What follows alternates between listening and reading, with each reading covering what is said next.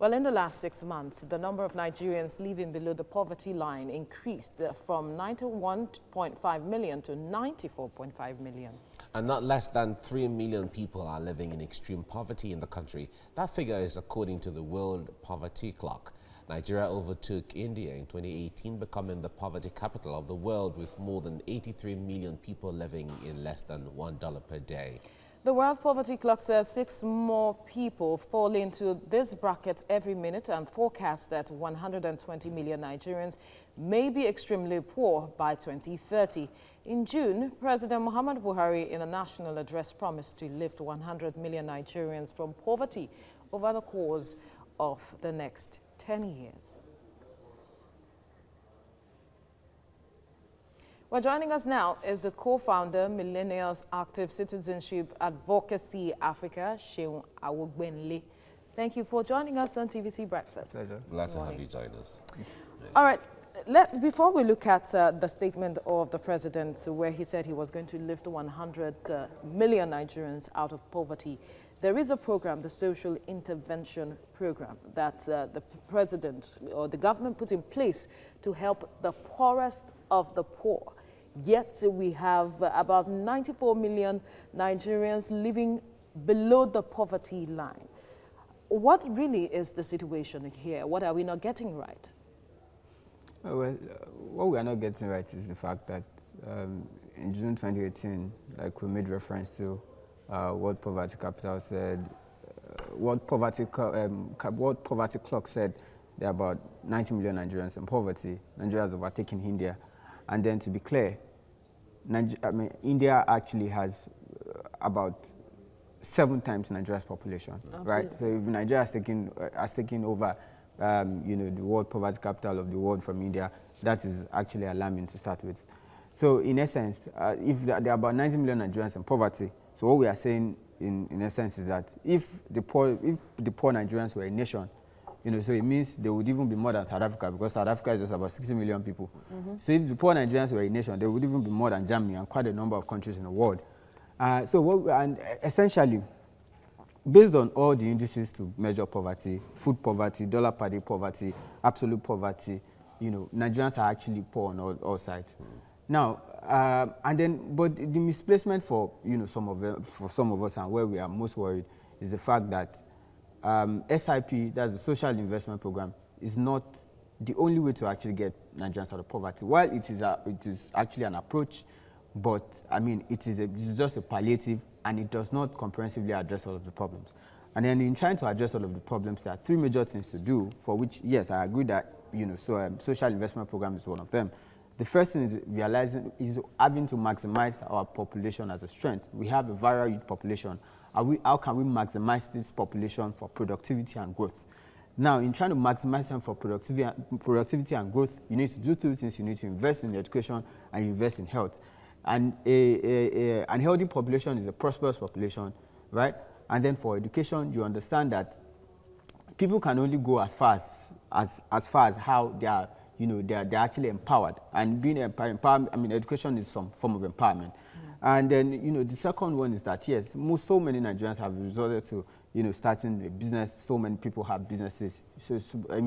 Micro, small, medium scale enterprises. So what you are doing is that there has to be that enabling environment for their businesses to thrive. So many people actually, have their own work. So what are we doing to enable their businesses? And lastly, there's also the investment in social services. Investment in social services constitutes now how well do Nigerians have access to housing? How well do they have access to water? What is the sign? What's the level? Sanitation and transportation. So these are all of the factors. So you can't completely single out just one aspect of getting people out of poverty and bank on it, because it's not reliable. It's a whole endeavor of life. Exactly. Now, the one issue that the president has concern over is the issue of data. Because you're planning for a people, a number Absolutely. of people. If you're putting in money, you're putting in money for a number of people. Now, if we don't know the accurate data that we have and then we're planning, it certainly tells you where that is going. But how challenging is it? How does the absence of accurate data compound the challenges of poverty here? Well, we voted for the president in 2015, don't let me say APC, because it's the fact that when we voted for president in 2015, we expected that it was going to redirect this economy. And some of the things that we expected are the first things that you need to get accurate data, you need to compare data, you need to know, we need to completely ascertain. And like he said yesterday, and I agree, that most of the data that we bank on, they are data from foreign sources. We need to actually have our own data. Now, it does seem as though this second time look more focused and, more purposeful than we've actually had in the first time. Right. So in the first time, if they had actually started this way, I'm sure, most Nigerians would have confidence in administration. So, right. I mean, in essence, it is actually the way to go. Okay. Right. Thank you very much. There's so much to talk about, but we have to leave it here now. Thank you very much, Willie, for coming, Sheung. Now, in the last 6 months, the number of Nigerians living below the poverty line increased from 91.5 million to 94.5 million. Not less than 3 million people are living in extreme poverty in the country. That figure is according to World Poverty Clock. Nigeria overtook India in 2018, becoming the poverty capital of the world with more than 83 million people living on less than $1 per day. The World Poverty Clock says that 6 more people fall into this bracket every minute and forecasts that 120 million Nigerians may be extremely poor by 2030. In June, President Muhammadu Buhari, in a national address, promised to lift 100 million Nigerians from poverty over the course of the next 10 years. So joining us now in the studio is the co-founder, Millennials Active Citizenship Advocacy Africa, Sheung Awogbele. Sheung, good morning. Morning. It's nice to have you join us. Pleasure. Welcome. Okay. Now, if we point fingers to China, how many people they have, taken out of poverty. We go to India and see how many people have been taken out of poverty over a period of time. Bring it back to Africa, to a country like Rwanda, how many people have been taken out of poverty and how all of these things are. If you liken it to Nigeria, what hopes do you have that when the president said we'll take about 100 million people out of poverty in 10 years. When you look at the strategy, put it together with the funds that we have, put it together with the proactiveness of government and all of that, what hopes do you have? The hope is actually fallen. It's a fallen hope for me because before you make promises, you need to actually compare standard best practices, what they've actually done in other countries, including Singapore, India, and even China. Yes, it is possible to actually get 100 million Nigerians out of poverty, but how? The president is here to actually show us how. Today, about 13.2 million, are out of school. The people that should, young children that should actually have access to quality and basic education are actually out of school.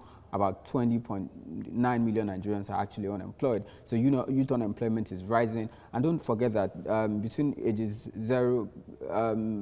between ages 0 and 24 are about 76% of this population. So what are we doing to actually, maximize this huge reservoir of potential? So it is about a plan. Yes, we have an economic advisory council now, but the president is actually here to show us how he's going to get those people out of poverty. So there isn't so much to be excited about. We need to sustain growth, but we also need to commend government. Between January 2017 and August 2019.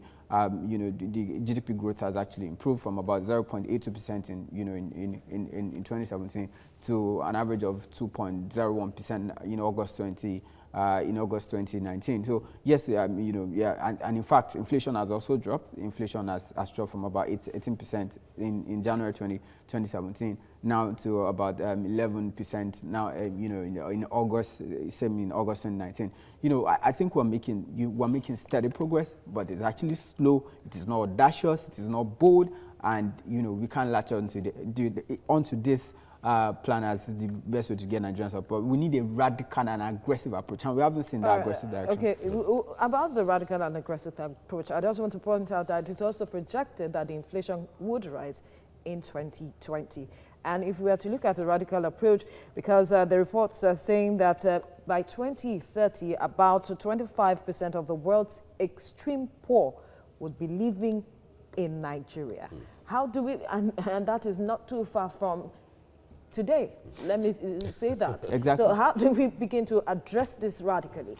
Those are two questions. Essentially, why we are going to have heightened deflation in 2020 is because the budget cycle that we only just ended, budget cycle for 2019 just ended in June. Now they are presented, but budget cycle for 2018 just ended in June 2019. We are just 3 months into the 2019 budget, and they have actually presented about a 10.3 trillion naira budget for 2020. And have signed the budget. They said that budget will come into full effect by January. So it means that there will be too much money in circulation. And the president was saying on Tuesday that they have only released about 294 billion of the capital expenditure for 2019 budget, and we are just 3 months into that budget cycle. By December 2019, the president said they are going to release an additional 600 billion. So by the time you have more money in circulation, definitely there's going to be heightened inflation. So now, for the population, it's not just by 2030. In fact, by 2050, we're going to have a population of about 400 million, and we are going to be, the third largest country with the highest population in the world. But what frightens everyone is that more than half of that population would actually be in poverty, right? If we do not speedily arrest the situation at the moment. So for most of us, it is. The government needs to understand that first. What are the priority areas? The priority areas are simple: education. You need to invest in girl-child education generally, but you need to prioritize girl-child education, because for girl-child education, it has high economic returns and it has intergenerational impact. Right. When you invest in girl-child education, we need to understand. Most especially in Bauchi State, for example, has about 770,000 school children that are out of school at the moment. So why exactly do we need? So we need to actually look into getting so many people back into school. And the direction that we have at the moment does not actually suggest that we are willing to actually get more Nigerians out of poverty. All right, Shenwa Wile, thank you so much for your insight and time on the discussion this morning. A pleasure. Thank you very much. One thing he talked about that I think I like is the issue of investing more in girl-child education. If the mother of the home or the woman is enlightened and educated, she would want it rubs off better on the children, going forward. Yeah. But it's all right.